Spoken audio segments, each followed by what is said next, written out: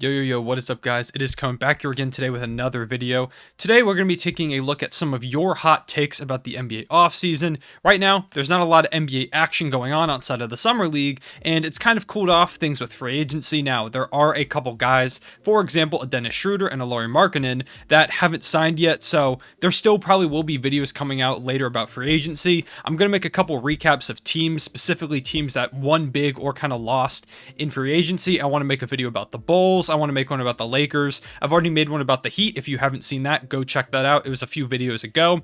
So I thought it would be fun to ask you guys what some of your hot takes were about the NBA offseason, since it's kind of winding down a little bit, or at least in a little bit of a lull, before maybe some big moves happen later in the offseason before the NBA season comes around. So that's what I tweeted out a couple of days ago. Drop me some hot takes about the NBA offseason so far for me to react to in a video. Make sure you go follow me on Twitter if you don't already. I know a lot of people come from Twitter to YouTube, so I understand if you already do, but if you don't, make sure you go follow me so you don't miss out on the opportunity to maybe show up in one of these videos with a hot take. I'm going to try and go through as many as possible. Won't get through them all just because there's like 150 of them.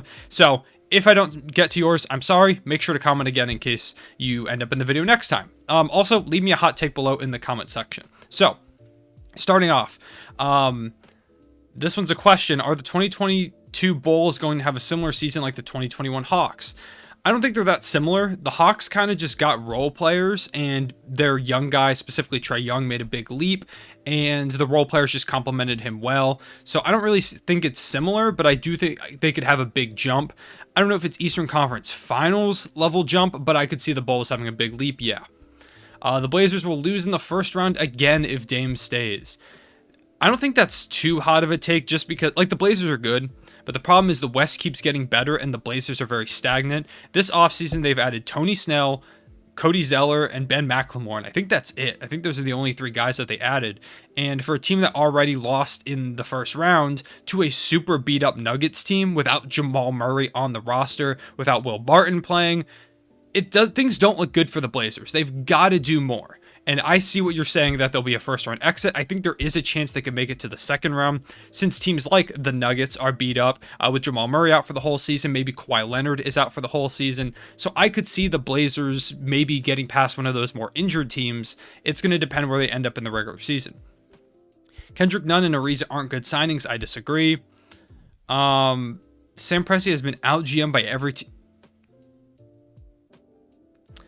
Sam Presti has been out-GM'd by every team he has ever traded with, and the Thunder are now significantly behind Houston again. No, not at all. Horrible take, and I don't understand how you're a Thunder fan. The Wizards are still a playoff caliber team. I think that I agree with that. This is another team I want to make a video on, because they're in a really weird spot where they both got better but also worse, and I think they're a playoff caliber team. Whether or not they make the playoffs is very iffy, just because so many other teams got better. Garland is a top 3 player in his draft class. I don't know about that. The West is more competitive. Well, maybe Darius Garland will be. It's really early in their careers. The West is more competitive than the East. I think the East is going to be more competitive this season just because of, like I said, teams are injured. I think the Eastern Conference at this point is going to have more top teams than the West will have. That's my thought, just because, like I said, the Nuggets are going to be without Jamal Murray. The Clippers are going to be without Kawhi Leonard. Yeah. OKC will be in the play-in tournament. I don't think there's a chance. Dame should request a trade unless Portland somehow gets a high-level star. It's up to Dame. If he likes being in Portland, I get it. In terms of winning, at this point, Portland feels like they've capped out. He probably should leave if he wants a better chance at winning, unless Portland finds a way to make a big move for a star, and I really don't see how they do that. I don't think CJ McCollum is enough of a trade package, nor do they really have any young talent that I think could grab them a star.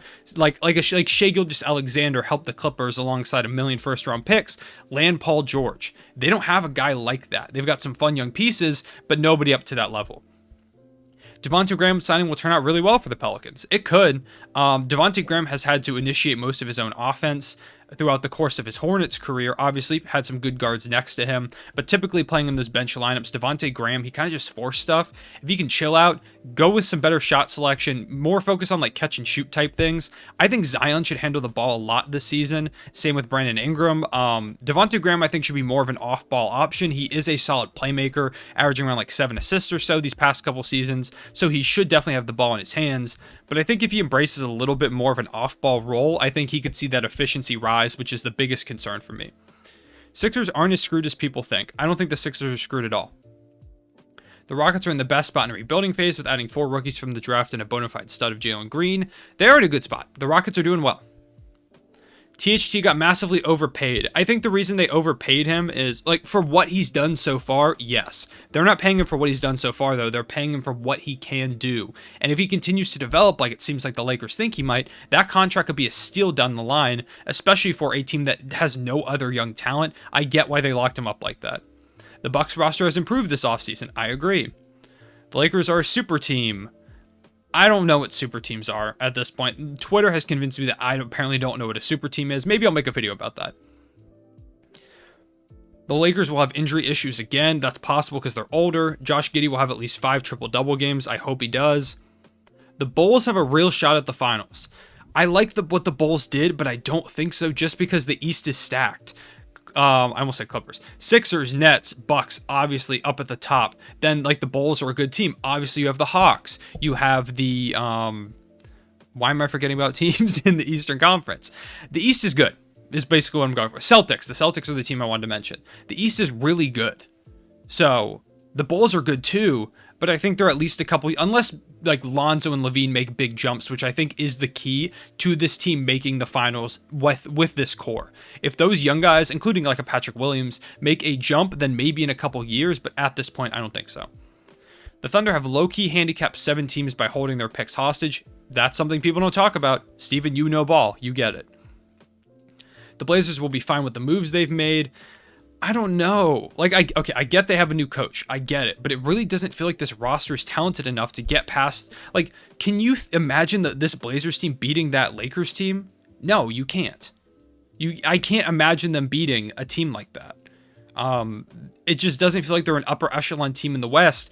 And when you have a guy like Dame, you've got to do what you can do, especially because it feels like they've just capped out. The Wizards are way better in terms of depth than last year. I think that is where they improved, but the problem is the star power thing. So I'm going to make a video on the Wizards. I do think the Wizards got better as a team, but we'll talk about that in the video. The Miami Heat are a disappointment and losing the first. The Heat are the other team I didn't mention. If you're a Heat fan, I'm sorry. I forgot to mention you guys. Yes, that was the team I was trying to think of. The Heat are really, really damn good. I don't think there's a chance they lose in the first round unless they get injured. Miami is being heavily overrated. There it is. Might not be enough to get past the second round. I don't think that's an indictment of where they're at as a team. The East, like I keep saying, the East is really, really good. Miami, it makes sense if they wouldn't get out because they would have to beat one of probably the Bucks, Sixers, or Nets in that second round, maybe even the Bulls. So it makes sense that they might not get past the second round, but I don't think that's because they're not really good. They are really, really good, but so are those other teams. The Bulls made desperate short-sighted moves. I disagree. The Knicks and Wizards had good and underrated off seasons. I like the Wizards. The Knicks had a decent one. The Heat and Suns won't regret the contracts that they gave out. I don't think they will either. They've got a chance to make the finals. The Bulls are borderline contenders in the East. I just don't think so yet. I like the Bulls a lot, but they feel like a team that's going to be like a 4 or 5 seed, like a solid team that could give people problems in the first round, but ultimately just don't make it out. The Lakers will be the 3 seed in the West and will lose in the conference finals. Warriors bounce back to the 2 seed. The Warriors are going to be fun this season. I'm excited to see what they do. Chicago surpasses expectations and grabs the 3 seed in front of the Sixers and Heat, but behind the Nets and the Bucks. I could see that maybe. Yeah. The Heat will be 2022 champions, maybe.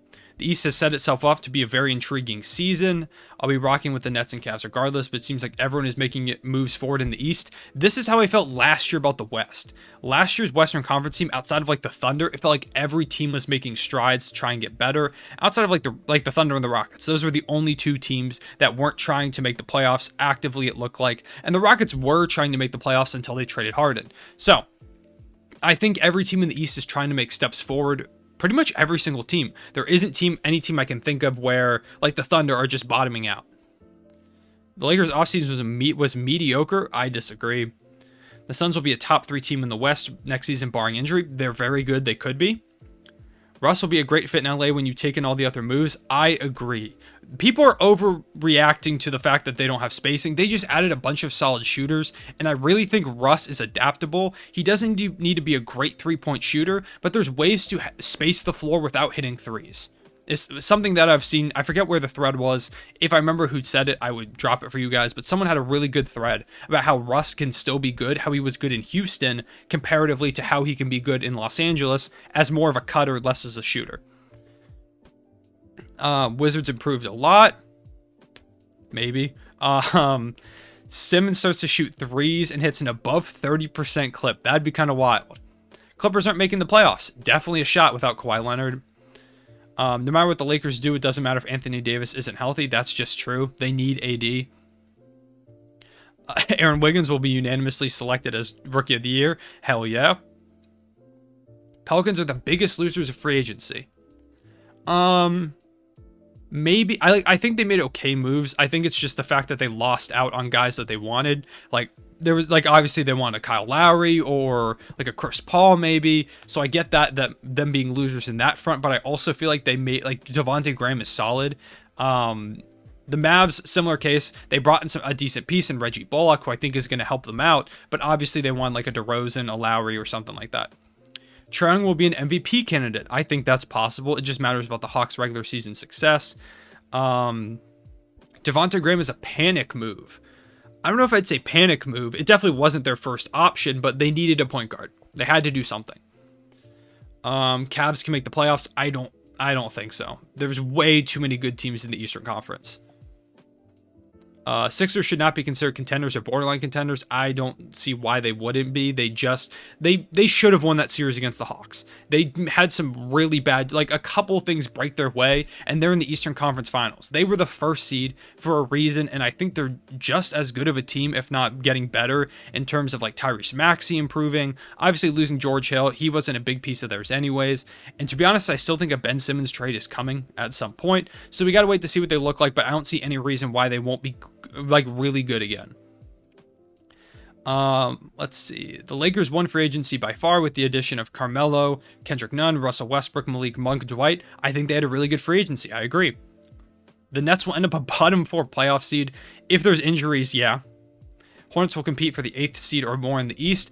I like the Hornets a lot. They feel like a team that could sneak into the playoffs. OKC had the most disappointing offseason in the NBA based off expectations. No. I don't know what expectations you had, because we could throw money at restricted free agents, but it wouldn't matter if they matched them, and John Collins clearly wanted to go back to the Hawks. Lauri Markkanen still hasn't happened. That can happen, but even so, it wouldn't make sense to give him a ton of money when he hasn't been fantastic the past couple seasons. And the only other rumors were that we were going to bring in Spencer Dinwiddie, and that really wouldn't have made sense either unless we were going to flip him. So I don't know what expectations you had. If you're a Thunder fan, you really shouldn't have just OKC free agency expectations in general, because we're a small market team. Cavs will be a top 4 team. No way in hell. Giddey finishes with 12, 6, and 6. That would be a fantastic season. I would love to see that. Actually wearing a Josh Giddey jersey right now, if you didn't know. The Thunder will be the last team to make the play-in tourney. Nope. The Bulls will not make the playoffs. I'd be shocked. Bulls offseason is extremely overrated. I disagree. Cavs should have traded Allen. I disagree. I think they can fit well together.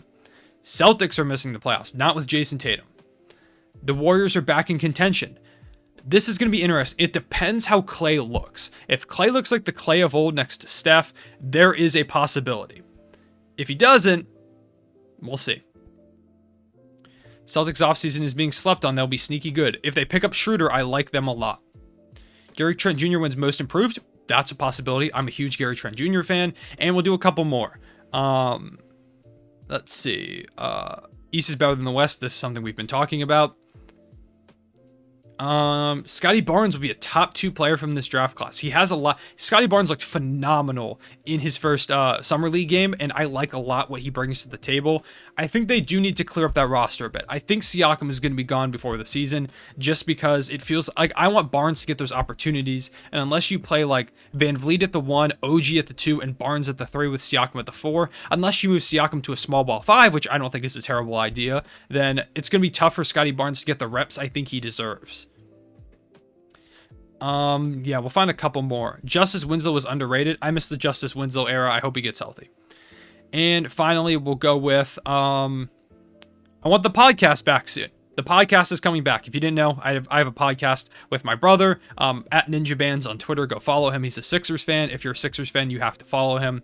But we want to do it again. We want to make it come back. So if you want to see that, drop in the comment section below. Bring the podcast back. I appreciate all your hot takes. Let me know what some of your hot takes are in the comment section below. And if there's anything in this video that I said that you agree or disagree with, I appreciate you watching. I will see you guys later.